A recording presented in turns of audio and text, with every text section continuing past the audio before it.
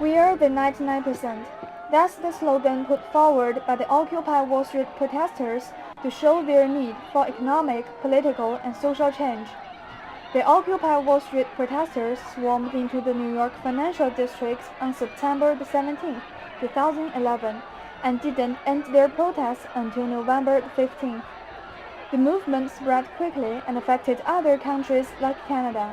It's not the first time that the economic protests broke out in the capitalism society. But why this time it became so violent that it drew the whole world's attention? What did people expect in this movement, and would the movement really work out? In the capitalism system, who is the real beneficiary of the right, the laboring people or the profiting corporation? With these questions, we interviewed three foreigners living in China for their Do you opinion. think that the rights are protected by individuals, or do you think it's protected by the whole society system? Well, I think the whole system protects the rights.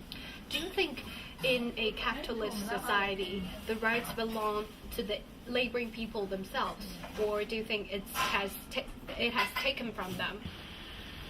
Well, again, the people, they have the input into this. I mean, it's just that they have not been organized well enough. I mean, a company is very organized. They have a management, they have a board of directors, they sell stock, and they know how to manipulate the press. But the people they're not as sophisticated in their organizing. Once the people, I think, begin to realize, and they have now we need to just organize ourselves better, right? And confront the During the interview, Brother showed support for the movement. Though he didn't participate in the Occupy Wall Street, but he said he'd be very happy to sign in a banner to express his will. Contrary to what Brother believed, Lillian Danner Hoy, a Canadian professor teaching at the Central University of Finance and Economics, saw little hope in the demonstrations. Know anything about Occupy Wall Street? Can you understand what they're doing? Is it meaningful or meaningless? I don't think any kind of protest has any meaning because it's focusing on the wrong thing. I believe that protests only make the situation worse. I think people need to reclaim their personal power. I think everybody is responsible for their own life. I don't believe there's any such thing as a victim.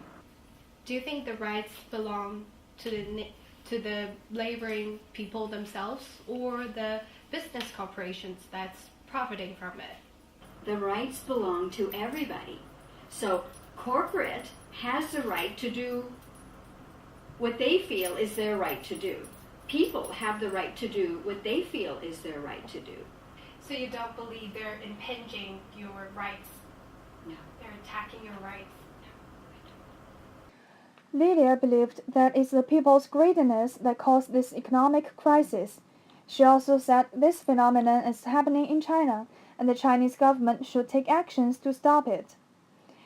Different from Brother and Lydia, Ranga comes from South Africa, a country that is far away from the Western world and experiences no Occupy movements. In the interview, he expressed his special view on democracy and capitalism society. Yeah. Well, there's an A. Yeah, Shirley. Why do you think those people went on streets to protest? Within a small group of people who controls the income. US, there are about 250 million people there. But I think about 300,000 people, they are the ones who have got a lot of money. And they are the ones who are running and operating all those corporations. They are the ones who are in charge. So these imbalances within the society, those are the ones that could trigger such things, like people protesting. Some people always say that American society is a democratic one. I don't think so. Why is that? I don't think so. Let me show you, for example, the issue of imperialism. USA is on top of being a bully in terms of the world or global politics, even in terms of communication as well. They're trying by all means to bring instability within the world, especially in Africa and also in Asia. After the interview, Ranga told us not to put the video in public because he thought the topic is very sensitive. Though our three interviewees hold different attitudes toward the Occupy Wall Street movement, their opinions partly reflect the problems the capitalism system faces. The movement is not merely an economic protest, but an outburst of the conflicts between the laboring people and the profiting corporation. The movement has to some degree sent a clear message to the world.